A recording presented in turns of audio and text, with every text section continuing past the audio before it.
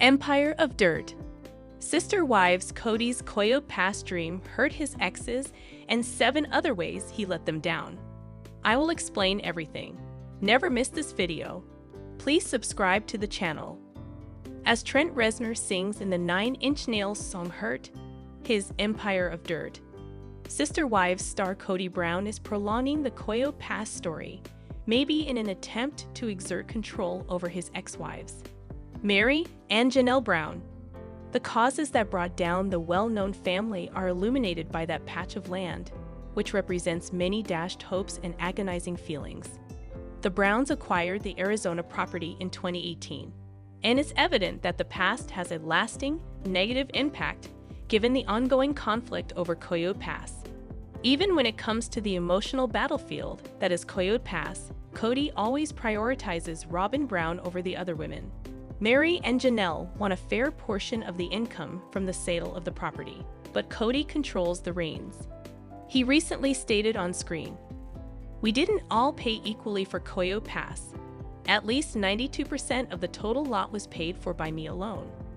Kody's character defects are highlighted by his refusal to split the profits equally among ex-partners who have had to start again, instead holding onto the majority of his legal ownership. He doesn't trust or assist those women, despite the fact that he repeatedly injured them and pushed them away. He seems to think that the actions of Coyote Pass are more important than the financial and emotional welfare of the ladies who have been his lovers for many years. How about selling it and splitting the proceeds equally? It seems to have to do with power and greed, but Kody doesn't stop there when it comes to harming them. Kody encountered a woman who was destined to permanently alter his life during Sister Wives Season 1. Love is lovely, and Kody wasn't harming anyone when he fell in love with Robyn. The issue is that he handled his prior wives differently because of his intense devotion. At that point, he started harming Christine, Janelle, and Meri. Trent questions what he's turned into in Hurt, referring to his sweetest friend. The rock musician has battled addiction throughout his life. Hooked with Robyn, Kody started to lose his sense of reality. He started denying the other women respect, affection, and time. Death by 1,000 cuts was the result. Robyn was the only one who was not suffering for her love for Kody. The other women had to endure such suffering every single day. They sensed a change, a new darkness, as he moved farther away. It felt like a bad omen, a cold in the air, or an uneasy sense. There was just not enough love for everyone, and the atmosphere became oppressive. During family gatherings, Robyn sat beside Kody while the other spouses dispersed. Robyn would twist the knife, confident in her husband's affection. The queen of passive hostility, Robyn, demonstrated her dominance by always sitting next to Kody. Wives in polygamy have to compete for status, which is a soul-destroying dynamic. It became evident that the empire Kody created was a castle built on sand as Robyn became more assertive and Kody made little effort to ensure justice. Robyn was still there when the tide came in, but was everything the same? 3 wives ran away. No, Kody and Robyn aren't enjoying their happily ever after because so much damage has been done. She has no idea what Kody has turned into. He's difficult to live with, according to Robyn. She achieved her aim of monogamy. But Kody is now a bitter and irate man as a result of all the pain that went into achieving that goal. Maybe the damage someone produces is returned to them. They must experience it in different ways. The universe offers a kind of equilibrium in this regard. Robyn and Kody are going through what the ex-wives went through when Robyn took over. Everyone in this multiple marriage will eventually discover their current identities. Everyone is making an effort. The suffering ought to have ended when the women left since the misery was too great to endure. But Kody persisted in harming Meri, Janelle, and Christine as his paranoia and anxiety grew. Christine did not depart in a cloud of smoke and brimstone. She actually made every effort to make peace. She desired a friendship with her former partner. Kody was having none of it. He was too young to understand the idea of amicable relations following a breakup. In actuality, he didn't trust Christine because he thought she wished him bad, even though she most likely didn't. He was so furious that he said on screen that he had to go to a remember. Kody turned this woman down. The fact that she left appeared to irritate him the most. Injuring the pride of a man who didn't truly love her was her worst transgression. Why would Christine leave a man who was in love with someone else? Despite years of suffering, she showed her heart and strength by rising from the ashes following that setback. She was still open to become friends in spite of everything. Kody is the one who was unable to take this risk. He couldn't trust the woman who had abandoned him since he had nothing to offer her. Despite claiming Robin is his genuine love, Kody continues to harm his ex-partners. Why does he always worry about the ones that escaped if that is the case? It appears that he has the ideal life he has always desired. It's the perfect core family she portrayed, consisting of only him, Robin, and their children. The marriage is conventional. Even now, he plays the victim and even targets Mary rather than attempting to undo all the harm. If he met her on Sister Wives, he felt obliged to tell everyone that he wouldn't date her. Mary isn't the nasty person, but for years she received the least amount of love and respect from Kody. She has changed so much as a person since leaving that awful relationship. She has established a core identity that is unrelated to the grumpy father figure. Mary became someone different and reached a greater plateau in her life as she accepted the fact that her marriage was eternally finished. Kody might attempt to follow suit, but he's stuck in a loop of disparaging the women he once dominated. Maybe what's troubling him most is the loss of control. His passel of women who follow his instructions is no longer with him. Kody can no longer hold them responsible for his troubles. He needs to work on his relationship with Robin without blaming the strain on the now exes. It's telling that Kody has started to have issues with Robin as they drifted apart. Perhaps he needs to deal with his own problems. Though he undoubtedly loves all of his children, Kody has prioritized Robin over many other significant aspects of his life, including his children from previous marriages. That he lost Garrison Brown is awful. It appeared too horrible to be true, and it was the most terrifying moment in Sister Wives history. When his father, Kody, died, Garrison, who was a great person, was cut off from him. The two might have reconciled at some point. In fact, it's highly probable. The tragedy lies in the fact that Kody was never able to say goodbye. Memories of his son must be tormenting him. Kody should make every effort to improve his relationships with the kids he doesn't live with because life is so fleeting and he understands what it's like to lose what's most valuable. Nothing, not even a marriage, is more significant than this. Some of Kody's children from previous mothers have been at odds with him. A few of them avoid talking to him. His vocal son, Peyton Brown, is not close to his father.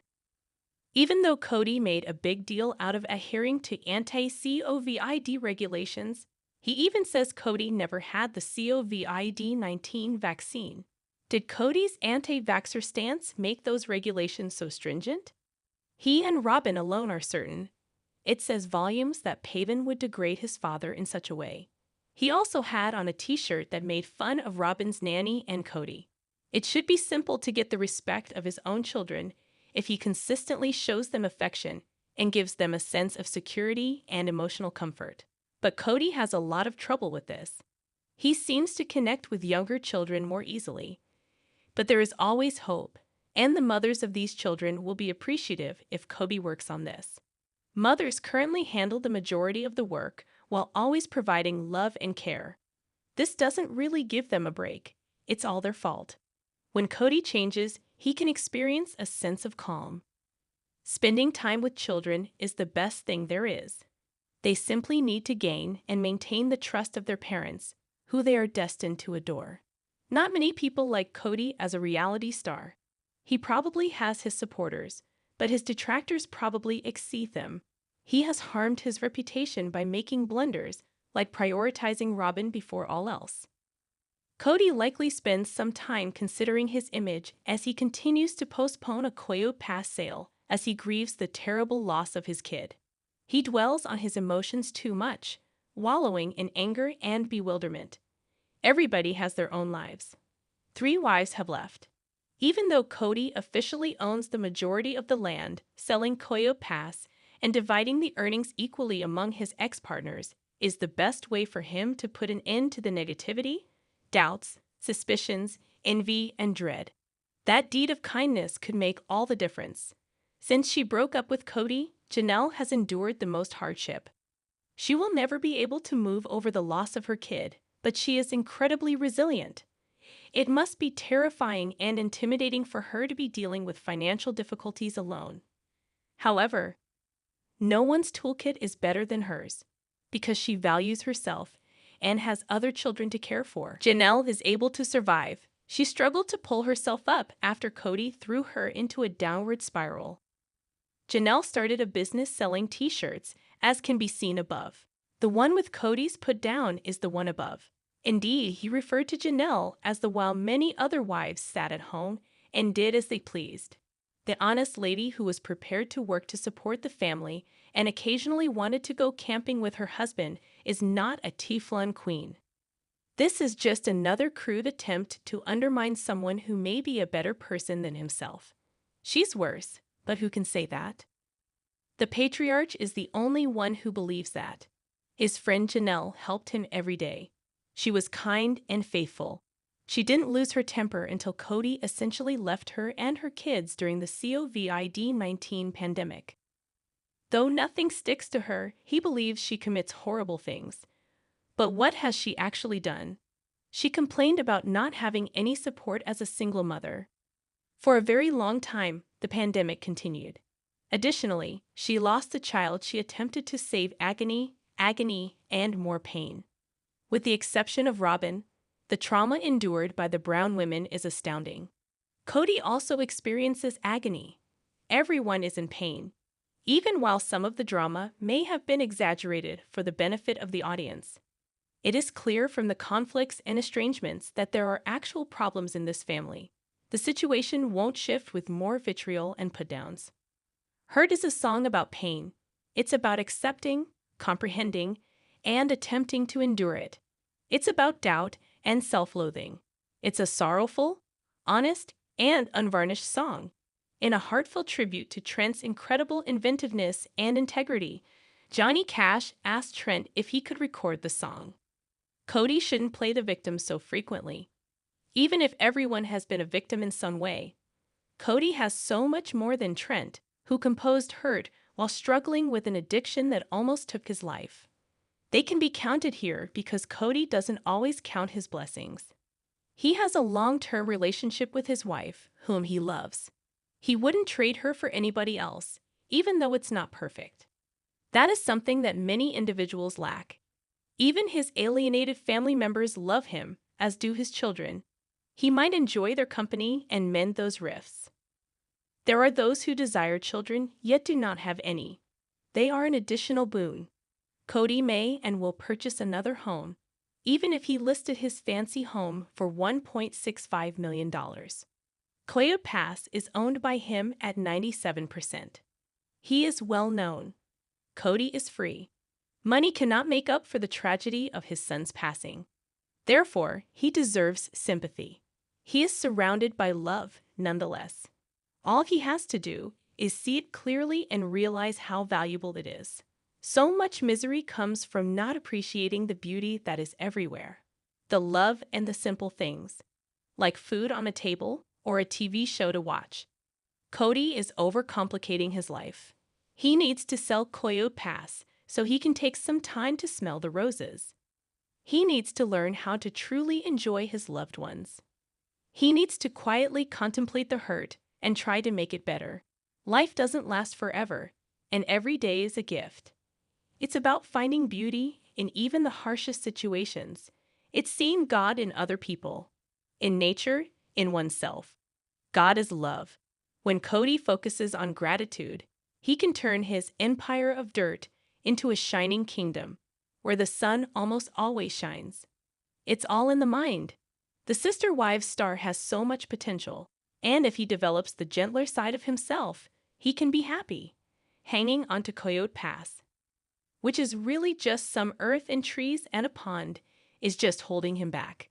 Inner peace can be hard to find, But it's not a pipe dream. It's something that comes from appreciating what's most special about life. No more today. What are you thinking about this gossip today? Let us know in the comments, and stay tuned by subscribing to our channel to get more updates like this. Thank you.